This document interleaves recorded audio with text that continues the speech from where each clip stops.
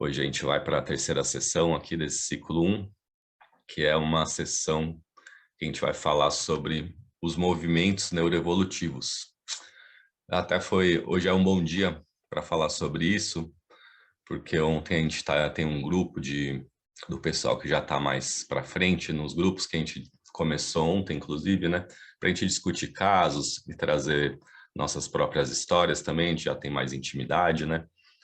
E acabou que voltou esse tema. E esse tema, ele só aparece aqui. E depois ele não aparece nunca mais. Tipo, né, a gente vai mais 6 ciclos, até o 7º eu não falo mais sobre isso. E ontem esse papo, até a Simone estava lá, né, que me fez pensar sobre isso de novo, né? O quanto isso é importante, na verdade, para a gente estabelecer um raciocínio mesmo assim mais amplo sobre o que é o ser humano, quando a gente está disposto a cuidar de alguém, né? Claro que eu sei que esse não é um curso de formação propriamente dito, né? Mas é também, né? Ele não é esse o objetivo único, é para qualquer um, né? Para a gente falar sobre os temas, mas a gente vai se desenvolvendo, vai conhecendo técnicas, daqui a pouco você vai ver se vai estar cuidando de alguém. E aí, e aí começou assim, né? Vai ser um caminho, né, meio inevitável. E aí, então, voltou esse tema e hoje eu quero falar um pouco diferente sobre ele, que eu acho que assim, quem sabe ele ganhe mais potência, né? Então, os movimentos neuroevolutivos. Alguém já ouviu falar sobre isso? Diz algo para alguém? Sim, não? Fala comigo aí, gente. Vai, vocês estão aí para falar comigo, né? Então, não diz algo, né? O que vocês pensaram? Pensaram nos movimentos do bebê ali, né? Como os primeiros movimentos da nossa vida, né? Que nos levam a essa transição, né? Da posição deitado para a posição em pé, bípede a gente né? Então, esses movimentos são parte, assim, da genética humana e são algo que estão presentes em qualquer ser humano. Então, isso você pode ir para qualquer lugar do mundo, que os bebês vão fazer esses mesmos movimentos antes de andar. E ao mesmo tempo que esse processo acontece, de verticalização, acontecem dois processos também. O de preparação para a fala e o de maturação dos olhos. Então, mais ou menos, né, com 1 ano de idade, a gente consegue focar. Então, a gente consegue pegar um objeto, né? Porque a gente precisa se verticalizar para liberar as mãos, para poder pegar um objeto e focar. E esse processo, então, demora mais ou menos 1 ano, que é mais ou menos também o tempo que a gente demora para começar a vocalizar. Ainda não falar, mas já começar a vocalizar. Porque esse momento da nossa vida, a gente ainda não existe uma divisão assim, né? Corpo e mente, não existe cisão nenhuma, não existe cognitivo e motor, não existe nada disso. Tudo é uma unidade ali, uma bombinha pulsante, uma esponja, né, de absorver todo tipo de informação. E sendo assim, a partir do movimento, todo movimento gera um feedback que amadurece a neuromusculatura e tudo mais. Todos os órgãos, todos os sistemas que nascem tudo muito imaturo. O bebê humano é um dos que nasce mais imaturo na natureza, né? A gente demora, tipo, 3 anos para conseguir alguma autonomia, assim, né? Alguma, não muita ainda. Né? A gente tem bicho que já nasce andando, né? Tem bicho que já nasce com uma autonomia grande. A gente nasce com todos os sistemas muito imaturos. Pelo tamanho do canal vaginal da mulher, na estrutura, né, do ser humano, a gente tem que nascer imaturo mesmo para estar molinho, para atravessar aquele canal, né? Então a gente nasce com os olhos. Tem a ver, tem a ver. O processo de mielinização, ele vem junto com esse, Magê. Tipo, vamos falar assim, de alguns processos, né? Processo de verticalização vem primeiro de tudo, que é esse impulso genético para a gente ficar em pé. E esse é o que não muda.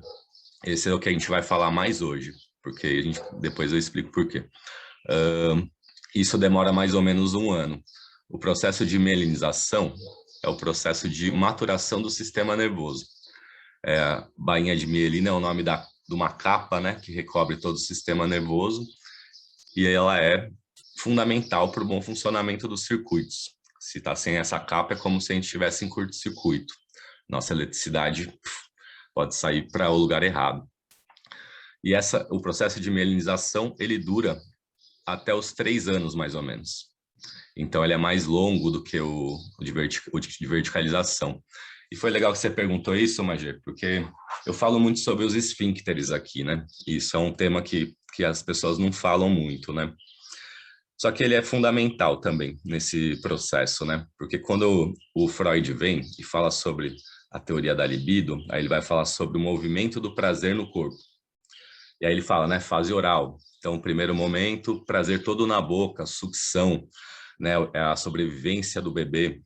Ele relaciona isso com o id, né, com uma instância da mente, que é o impulso, o desejo, o id. Aí depois essa energia vai para o ânus. Então, pode ver que ela vai de um esfíncter para o outro, da boca para o ânus, do começo do tubo para o fim do tubo. Quando ele chega no ânus, é mais ou menos aos 3 anos. E ali, e mais ou menos aos 3 anos, é quando a bainha de mielina chega na cauda da coluna, porque esse processo é céfalo-caudal de mielinização. Então, ele é da cabeça para o rabo.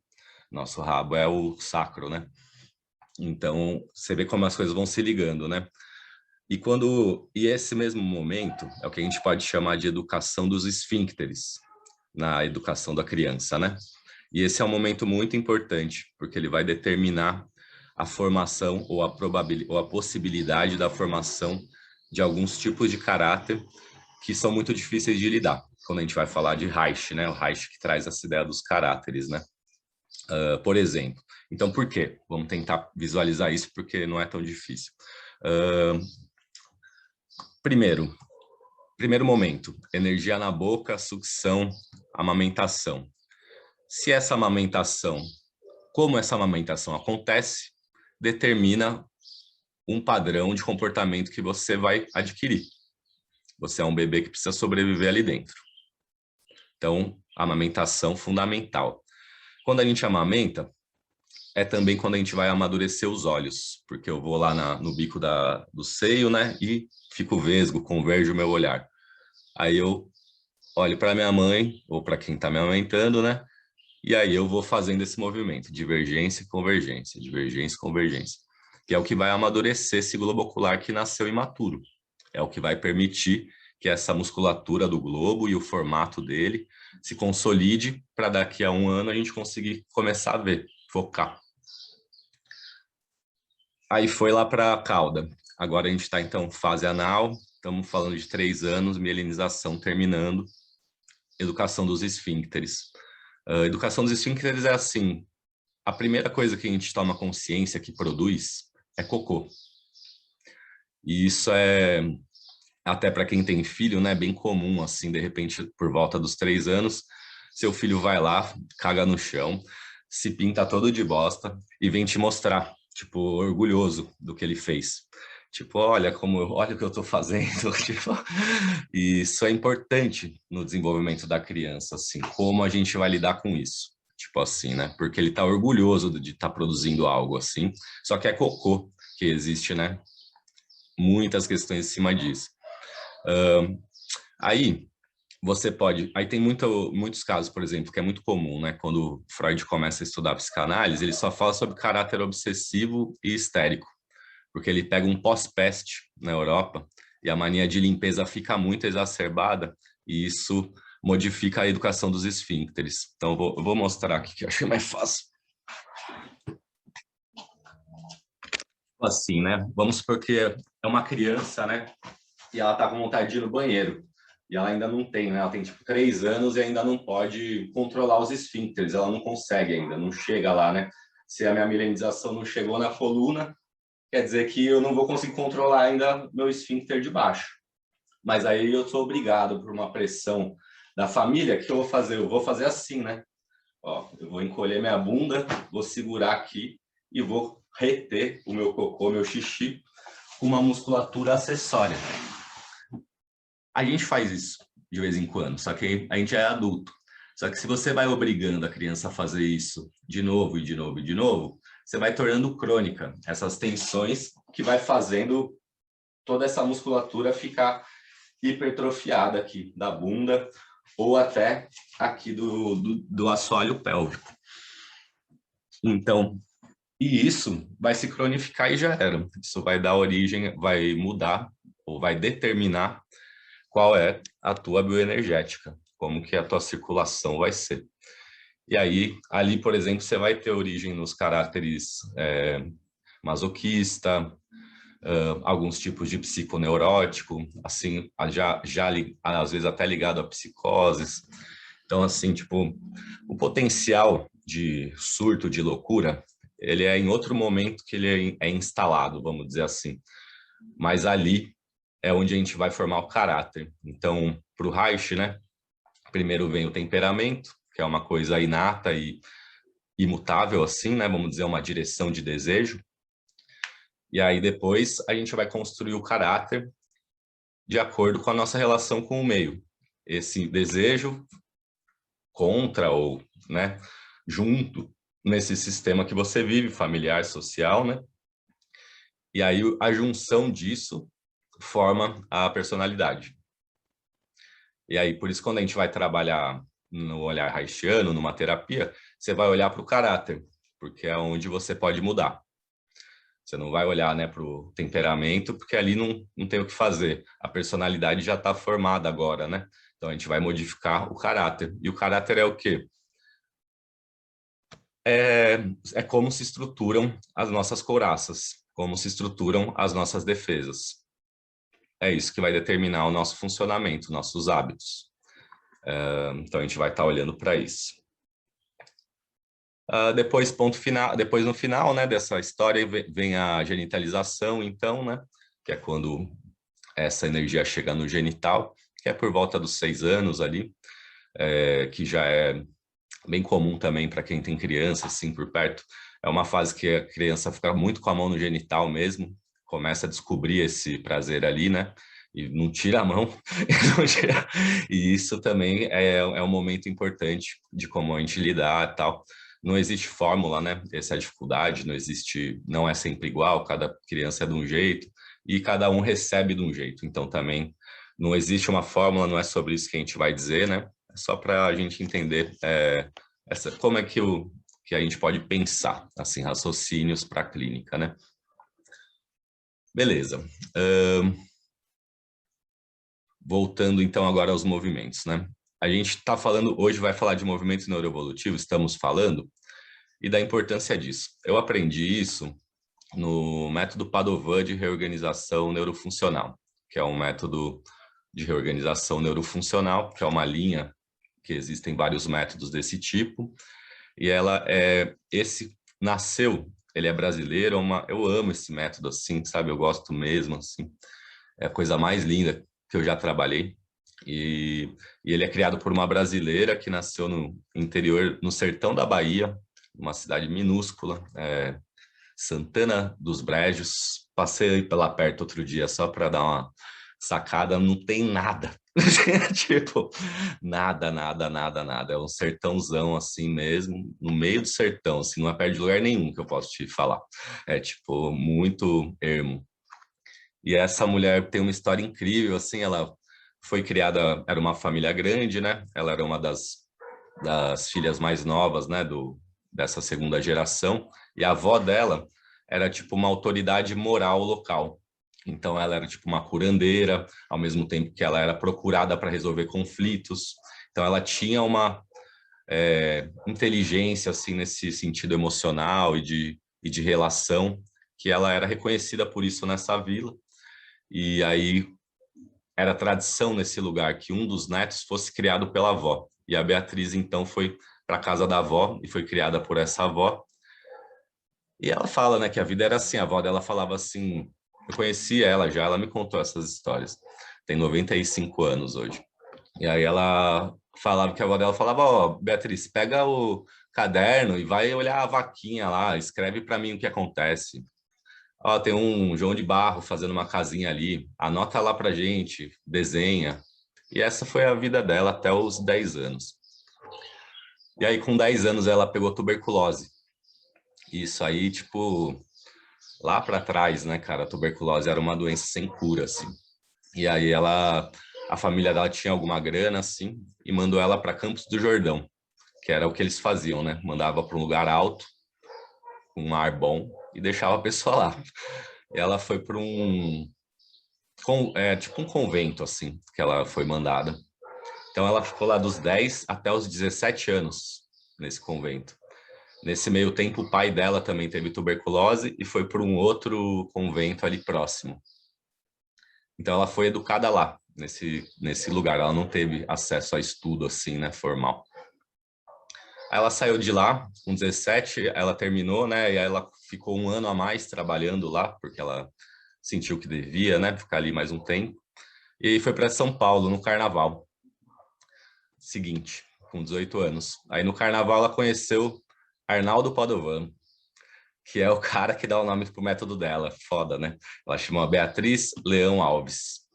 E aí ela conheceu o Arnaldo Padovano esse carnaval e eles logo casaram, assim, tipo, mesmo ela saiu do convento, no outro ano casou. E aí, e aí, pô, e o Arnaldo é mó amor, na verdade, assim, é um cara lindão também, apoiou muito ela, assim, né? Então, enfim, né? Eles estão juntos até hoje. Aí, beleza, eles tiveram um filho e ela coloca, é, e ela começou a estudar pedagogia na USP.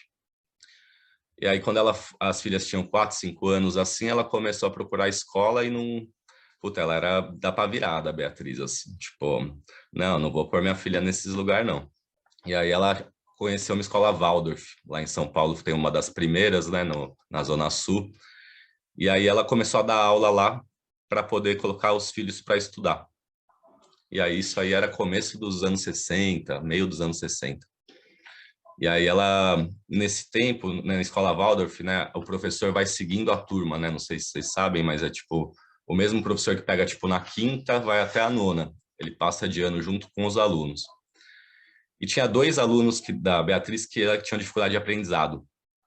E, pô, e ela era da pá virada, ela não aceitava, né? Aí ela dando aula de reforço para os moleques, mandando tarefa e não sei o que lá, e chamando para coisa extra, e observando muito. E ela via assim, ela falava isso. Falava, tipo, eles eram muito inteligentes, sim.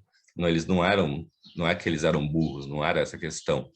Só que ela começou a perceber que eles tinham dificuldades também nas tarefas manuais, as atividades rítmicas que a escola Waldorf tem muito também. E ela ficou encasquetada com essa parada, ela nunca aceitou. Só que por sorte dela, né? Isso aí no final dos anos 60, era uma menina e um menino. A menina mudou para a Alemanha com a família. E aí deu um tempo, ela recebeu uma carta lá da Alemanha, falando que essa menina tinha sido diagnosticada com dislexia. E aí por isso que ela não conseguia aprender. E a Beatriz, porra, falou, então eu vou aprender a curar a dislexia. E foi. Voltou para a USP e foi estudar fonoaudiologia. Ela pesquisou, né, o que poderia ajudar, viu que era fono e foi para a USP. Cara, ela estudou lá na USP mais 4 anos, não gostou de nada, falava que não era aquilo. E aí tinha até um pessoal que conheceu, ela criou, né, essa linha na USP é dela hoje, né, de reorganização neurológica, né. Mas mesmo assim, existe uma treta, óbvio, de classe ali, mas tinha o pessoal da USP que falava assim, I want to be Beatriz. E era assim, todo mundo queria ser que nem a Beatriz, tá ligado? Porque ela é uma mulher de 1,50 m, velho. Uma sertaneja arretada. E, mano, ela não deixa quieto, nunca deixou quieto. Aí foi... Aí nessa ânsia dela, tava terminando a faculdade, ela já viu que não era aquilo. Ela pega e conhece um neurocirurgião americano, que é o Temple Fay, que é um cara que fala sobre reorganização neurológica. E ele traz essa lógica para ela. Ele era um neurocirurgião, então ele fazia a cirurgia e acompanhava o pós-cirúrgico, que é o mais importante numa cirurgia neurológica, é o pós. Né? Porque o cara abre a cabeça, faz os negócios lá, fecha e fala, meu, agora vamos lá, né? Floresça, né? Tipo, plasticidade, vamos aí.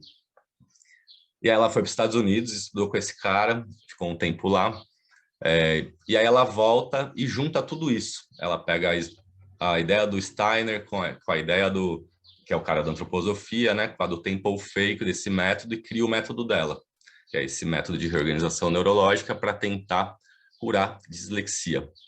E ela consegue, dá certo.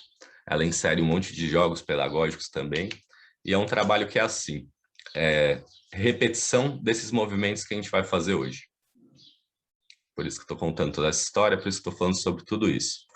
A partir desses movimentos neuroevolutivos, como eles são a sequência mais forte no código genético humano, tipo, qualquer ser humano faz esses mesmos movimentos antes de pensar, antes de existir qualquer tipo de consciência, porque são esses movimentos que preparam a nossa neuromusculatura para falar. Quando a gente vai se verticalizando, a gente vai ganhando tônus muscular, controle de sopro, tudo isso para a gente conseguir falar. Conseguir falar vai fazer a gente ter acesso ao nosso código, que é a linguagem, que vai permitir que a gente pense. Então, esses três processos é como o Rudolf Steiner traz. É o primeiro processo do andar, que vai preparar o processo do pensar, que vai preparar o processo do falar, desculpa, que vai preparar o processo do pensar. Então, veja que são três deslocamentos diferentes, assim, que dentro da gente vai diminuindo e fora vai expandindo. Tipo, o primeiro é só preparar uma musculatura de coluna, uma coxinha, um quadril para ficar em pé. Aí isso já vai permitir que eu tenha trabalho de diafragma para poder falar. E de repente eu me aproprio disso e sem se mexer você pensa, que é a maior dimensão que você pode alcançar, né? E aí então ela criou esse método que fica repetindo isso. Ao mesmo tempo, os movimentos pré-linguísticos. A gente nasce com sucção, né, o movimento da boca de sucção, e a gente vai ter que desenvolver a deglutição, muito bebê nasce com ainda a deglutição muito frágil, né? Depois a mastigação e o sopro. É isso que vai permitir que a gente articule a palavra, que consiga falar. Isso tudo vai acontecendo também mais ou menos nesse mesmo período. E por fim, trabalhando os olhos, com lanterna mesmo assim, movimentação de olho com lanterna. E aí depois o Padova começou para isso e hoje em dia ele pode ser usado para quase tudo. Eu trabalhava em UTI com reabilitação de pessoas que tinham passado por cirurgia encefálica. Então eu vi casos de pessoas que estavam sedadas há um ano, depois de um ano tá em casa andando, falando, assim, coisas mais lindas que eu já vivi mesmo, assim, tipo, eu tive muita dificuldade de sair disso. Mesmo assim, porque é muito forte para quem gosta, né, de ver as pessoas se desenvolvendo, tipo, se pegar alguém que você vê o desenvolvimento mesmo, assim, né, que não tem dúvida que aquilo está acontecendo, é muito potente, assim, é muito lindo de ver. E você entende também essa potência do florescimento, assim, né? Quando a pessoa está nessa condição, por exemplo, esse caso que eu atendi, o cara tava 1 ano e pouco já, assim, tipo, 4 cirurgias seguidas de cérebro e tal, mal, desenganado já, assim. Ele nem olhava, então você podia passar a mão assim na frente dele que não tinha reação nenhuma. Depois de uns 3 meses que eu comecei a trabalhar lá com ele, eu também nunca tinha feito isso, eu estava bem seguro.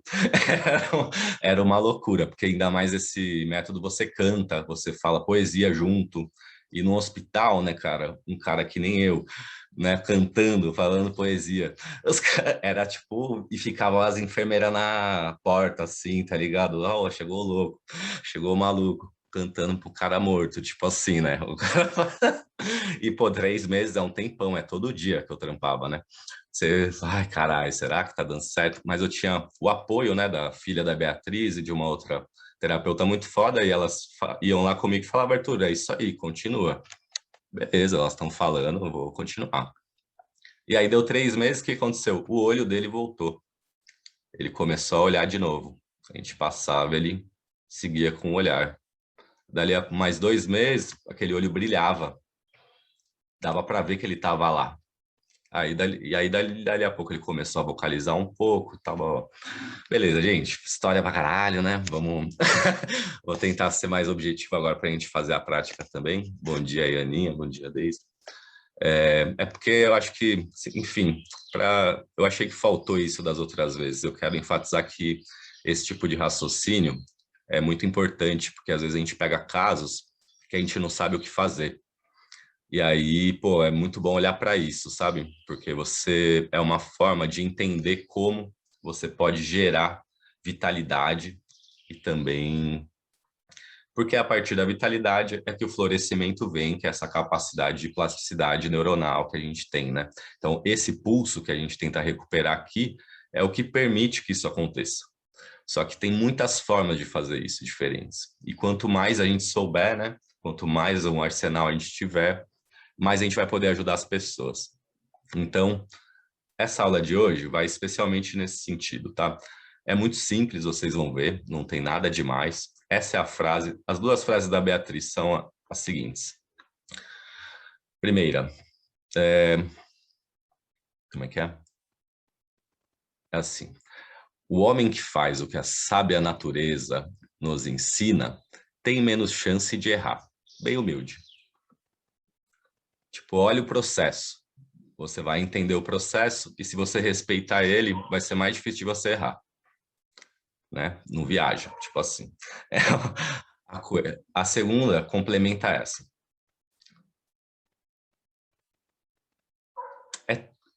Como é que é? É assim, tipo, o ser humano é muito simples, portanto, curá-lo é muito simples. Por isso que as pessoas não acreditam. Porque a gente quer ficar fazendo pirofagia, né? Nesse organismo milenar que a gente vive, né? Tipo, ele tem uma lógica simples, mas ele é ultra complexo. Mas a lógica é simples. O desenvolvimento é sempre assim, por exemplo, né? E a terceira, que eu acho que talvez seja a que a gente deva se apegar muito também, nesse momento, né? Não nesse momento, mas nessa tradição que está se gerando do coaching ou assim, né? Do tem que fazer, vamos lá, bababá, no, né? Tipo, entenda o processo e trabalha sempre a base. Nunca peça para a pessoa fazer uma coisa que ela não consegue. Se ela não consegue, é porque ela não consegue. Então, se você que é o especialista, olha para isso que ela não consegue e pensa o que vem antes disso. E fortalece essa coisa que vem antes disso. Quando ela estiver confortável nessa coisa, ela vai fazer a outra também. Então, nunca insista, né, aonde não dá certo. Tipo, quando eu procuro uma terapia, eu vou com uma queixa, talvez de 10 anos. Beleza, eu enquanto paciente faço o que eu quiser, falo o que eu quiser. Mas eu, enquanto terapeuta, olho para isso e penso assim, puta, da onde vem isso? E não assim, ai, mas eu não consigo andar, eu tô deprimido, não sei o que lá. Não, vai correr. Porra, mas se ela conseguisse correr todo dia, ela não precisava de você. Se corrida curasse tudo, eu não precisava de terapia. Então, tipo, né, vamos. Corrida é importante, né, gente? Mas digo assim, né? Vamos ter mais humanidade no nosso olhar, assim, sabe? Não ficar forçando as pessoas a fazerem coisas. Não existe regra, toda estratégia é válida, não estou aqui querendo cagar regra ou falar o que é o que não é. Mas, tipo, estou falando assim, vamos olhar os processos e tentar enxergar com clareza qual é a base da questão. Qual é a base? Às vezes é muito simples, é isso que eu estou dizendo. Às vezes o problema é uma deprê, mas se você trabalhar o olho, por exemplo, a pessoa pode sair dali. Então, é isso, gente.